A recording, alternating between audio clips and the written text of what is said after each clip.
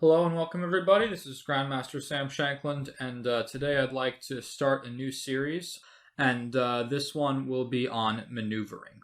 So maneuvering in its essence is all about finding the right squares for your pieces based on the situation that you're in.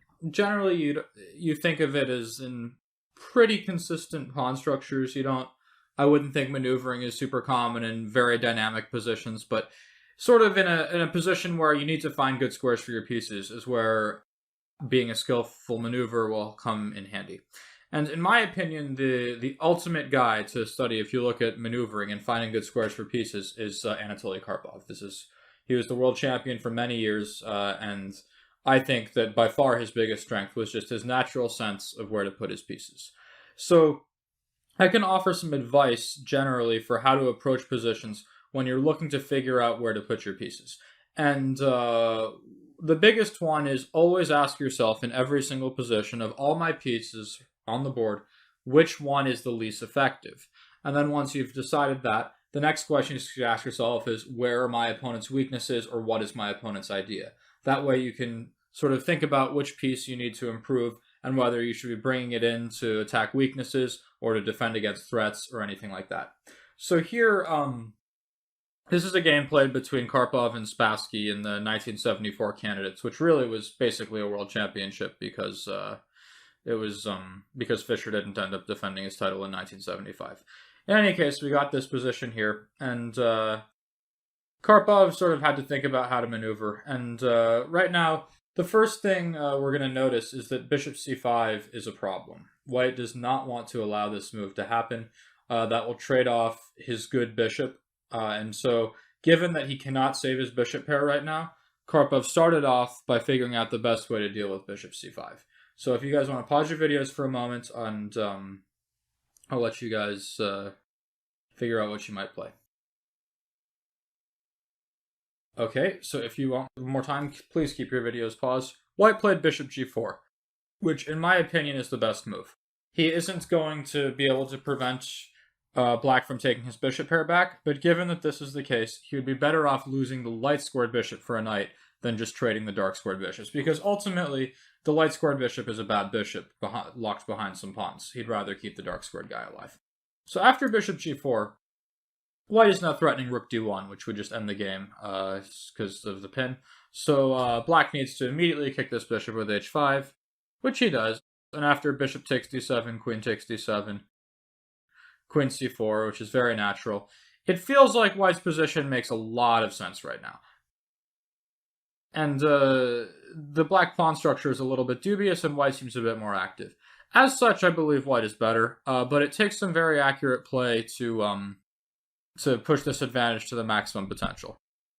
So the game continues: bishop h4, rook d2, queen e7. So this is the first moment I'd like to speak about. Here, White has to figure out what to do.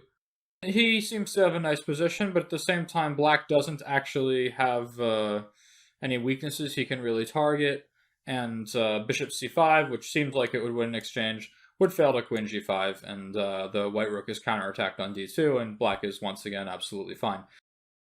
So here White has to figure out what to do. So always remember, when you're maneuvering, the first thing you should always ask yourself is, which is my worst placed piece? So I'm going to give you guys a moment to figure that out. Okay, so if you'd like more time, I'd like you to pause your videos, but as is, I think we can proceed. The worst placed piece is clearly this rook on a1. It serves no purpose, it's not doing anything on a1, it needs to improve. And then if you think about where are the weaknesses, well, the opponent's king side is a little bit loosened, and in particular this f7 pawn could become a target. As such, the move rook f1 suggests itself, which Karpov played, and I doubt he calculated very much. This was the easy one.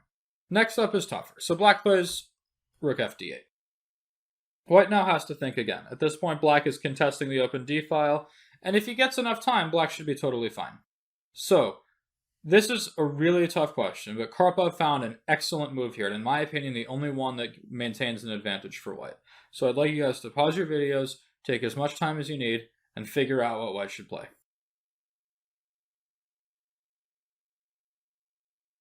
Alright, so if you want more time, please keep your videos paused. Basically, what you have to think about here is which is my worst place piece. This is coming back to the exact same question that you should be asking yourself all the time when maneuvering. So, which is white's worst place piece? Well, let's think. The queen on c4, she looks very active. I don't see any issue with her whatsoever. She's gearing down on the black king side, potentially attacking the weak c-pawn, well centralized. I would say the queen is quite good. This rook on f1, also a very good piece, hitting a weakened f-pawn. The rook on d2, well, it seems quite likely to be exchanged, but it seems nice enough. It's on an open file. Bishop on e3, nice active square. All of these pieces seem to be good. The problem piece is this knight. The knight has essentially no function. What its goal is to go to an active square, but as is, if you try to advance him to d5, it gets taken, to b5 it gets taken, a4 and e4. It basically serves no function on c3 and has no way forward. So the next question becomes, where should we try to reroute this knight? And for that, we need to ask ourselves, where are the weaknesses? So as we saw before, this king side is generally a weakness. However, what square are we going to put the knight on? Let's say we were to put this knight all the way over to h6. Well, that's a far-fetched journey. It's going to take some time to get there. And how's it going to get to h6? Via g4 or f5? That's not going to happen. The pawns control those squares. So it's quite hard to actually think of a square on the king side that white would like this knight. But in reality, there's another weakness in black's position, which is that he has some loose pawns on the queen side, and in particular, the a5 pawn is nice. On another note, this knight on b4 is an excellent piece. It's doing a great job where it is. It's stopping, it's outposted nicely. It's attacking the c2 pawn, which black is even threatening to capture right now after an exchange of rooks. And it seems like it's causing white a lot of grief. So, if we think to yourself, if I can move my knight on c3, then I'll be able to play c3, and then I can find a better square for the knight. So finally, after all this, the best move is knight to b1. And this knight is now excellent here. It's aiming to recapture on d2, then white can play c3, kick the knight away, and the knight can go to squares like b3 or c4. b3, both of these attack the weakened a5 pawn, and potentially from b3 the knight can go to the weak c5 square. All of this is quite a serious problem for black. So, this is a very nice maneuver by Karpov, and that's how he ended up winning this game. First, by figuring out the easy question, where does the rook belong? Well, the rook belongs on an open file and pointing towards something useful, in this case the weakened f7 pawn, while the knight belongs on nice squares and away from this c3 break.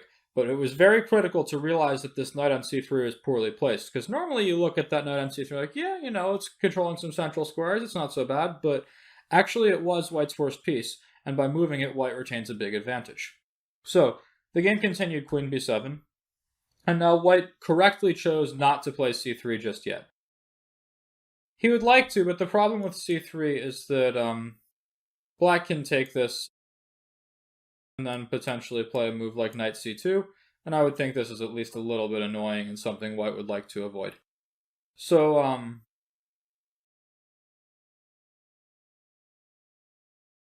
instead, white played a simple preparatory move, king h2, getting the king out of the way of any potential checks and preparing for c3 next.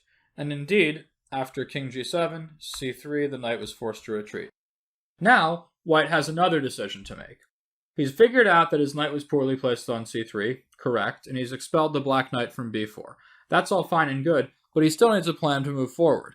At the moment, again, he has some concrete threats to deal with because black is threatening rook takes d2, followed by queen takes b2.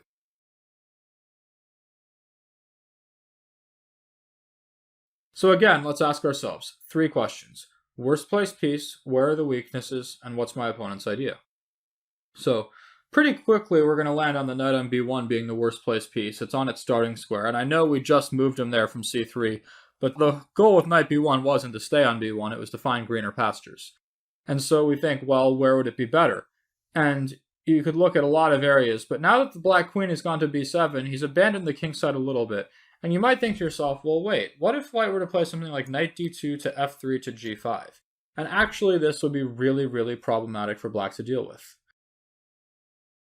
So, for that to happen, white needs to move his rook out of the way. And I really like the choice that Karpov made in the game, which was rook e2. Naturally, I would think I'd rather exchange off a pair of rooks than abandon an open file, but Karpov has seen it differently, which is that once you play rook e2, for the moment this rook is passive on e2. It's stuck behind the bishop, and the bishop on h4 is controlling the f2 square. But the same thing could be said about the rook on a8, also quite passive. And so by keeping these guys on the board, what white is banking on is that when he plays knight f3, that once this bishop moves away, the rook will come to f2 and put more pressure on the weakened black king side. And this is exactly what happened. Now, Spassky found nothing better than the very passive and really depressing defensive move, rook to f8, largely with the intention of overprotecting this pawn on f7 and also hoping to bring the bishop around to d8 and potentially b6. So white played knight d2, which was well calculated. Of course, I'm sure Karpov realized that he's hanging the pawn on b2, but this can be met with knight f3, at which point we have a discovered attack on the queen, as well as an attack on the bishop on h4, which would leave black a piece down, and he cannot play this way. So black played bishop d8, but now after knight f3, the threat of knight g5 was just going to decimate the king side. Knight takes e5 is also a serious threat. Black tried f6, but now, final time we're going to go through this. We're going to have to figure out what is white's worst placed piece and how to improve it. And so we'll think to ourselves, well, the knight on f3 is restricted, but there's going to be plenty of potential for sacrifices in the near future, opening up the f-file and things like that. At some point it might want to move away. The rook on f1, queen on c4, bishop on e3, none of these guys have moved. They're all in the same good squares they were before. But if you recall, not so long ago, white had a rook on d2 that had to go to e2 to move away from the action, just to clear the square for the knight. Now that black has abandoned the d-file, there's no reason for this rook to be on e2. It can just go right back to that same nice active square it was on, taking the worst placed piece, the rook, and putting it on a better square. This is pretty easy. So black played bishop e7. And a good point where you have to start thinking, at this point I should stop maneuvering and be looking for concrete stuff, is when you realize that all of your pieces are pretty much on their best squares, and that's kind of the case here. None of white's pieces are poorly placed. They're all doing excellent jobs. Meanwhile, I would argue that both of black's rooks and his knight on a6 are really lousy. So at this point, white just needs to start looking for concrete ways to end the game. And indeed, Karpov found the best way. So while Karpov was a great maneuvering strategic player, he also definitely was able to calculate when he had to, even if it wasn't his preferred tool in most positions. So I'd like you guys to pause your videos, take as much time as you need, and try to figure out how white should mop up this game. He's played his strategic masterpiece and left black in a hopeless position. Okay, so if you want more time, please keep your videos paused. White played a very strong move, queen e6. And the point of this move is simple. He's threatening rook d7, a threat that really needs to be respected, but very quickly we're going to realize that black doesn't have much to say about this threat. So, black played rook a d8, which I guess makes sense. He's taking a bad piece on a8 and trying to exchange it off. But unfortunately, this fails concretely. So rook takes d8, and then black took with the bishop. If he were to take with the rook, white has several ways to win, but why don't you just find one? If you just pause your video and think for a moment.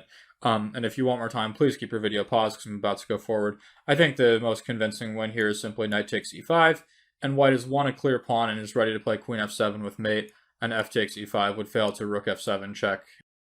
And after something like king h8, queen takes e5, and black is mated.